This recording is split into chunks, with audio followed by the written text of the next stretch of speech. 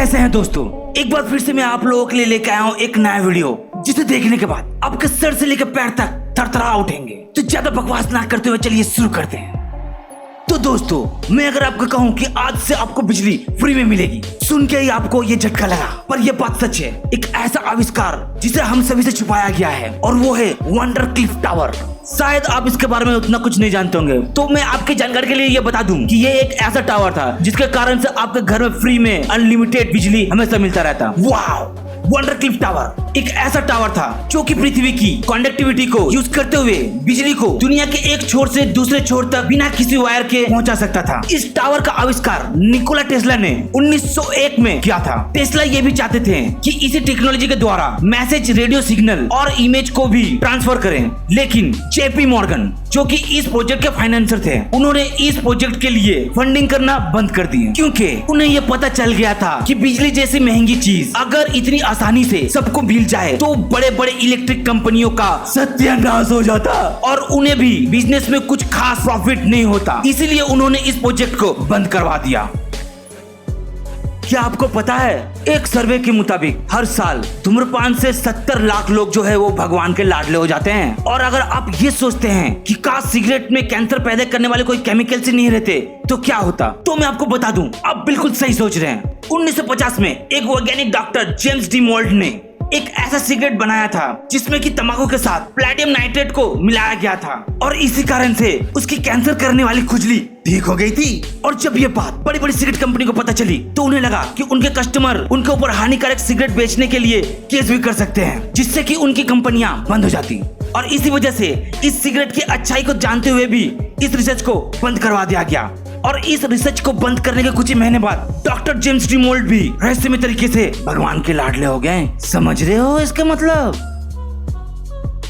दोस्तों, आज के टाइम में जब भी हम लोग फोन खरीदने आते हैं तो सबसे पहले देखते हैं उसकी इंटरनल स्टोरेज कितनी है। क्या हो अगर मैं आपको ये कहूँ, आपके पास एक फोन है जिसका इंटरनल स्टोरेज है 2 GB, और वो 128 GB वाले फोन से भी ज्यादा आपको स्टोरेज दे रहा हो। जी हाँ, जेन स्लूट ने कुछ ऐसा चमत्कार करके दिखाया था। जेन स्लूट एक डच इलेक्ट्रॉनिक्स इंजीनियर थे। इन्होंने एक ऐसी डेटा इनकोडिंग टेक्निक बनाई थी जो कि एक पूरी फिल्म को 8 KB में सेव कर सकती थी।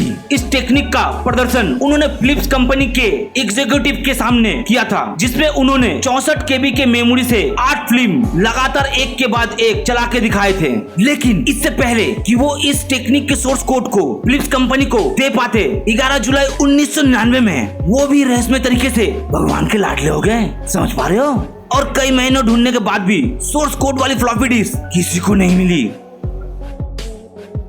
ब्रिटिश केमिस्ट मॉरिस वर्ड ने 1970 के दशक में एक ऐसा पदार्थ बनाया था जो कि बहुत ही ऊंची तापमात्रा को भी झेल सकता था, और उन्होंने इस पदार्थ का नाम स्टारलाइट रखा था। उन्होंने इसका प्रदर्शन एक टीवी शो पे भी किया था। कहा जाता है कि ये पदार्थ 10,000 डिग्री सेल्सियस के तापमान को भी झेल सकता है। एक एक्सपेरिमेंट में उन्होंने ये भी दिखाया था कि अगर एक अंडे को स्टारलाइट से ढक दिया जाए और आग में फेंका जाए तो भी वो सुरक्षित रहेगा। और इतना ही नहीं, ये एक न्यूक्लियर ब्लास्ट की गर्मी को भी सह सकता है। और इस पदार्थ को देखकर नासा के मुंह से भी लाल टपकना शुरू हो गया। पर इससे पहले हमारे महान साइंटिस्ट मॉरिस वर्ड इसकी रेसिपी नासा को देते, उससे पहले ही ये भगवान के लाडले हो गए। पर इस बार इसको लाडला बनाने के पीछे किसी का हाथ नहीं था।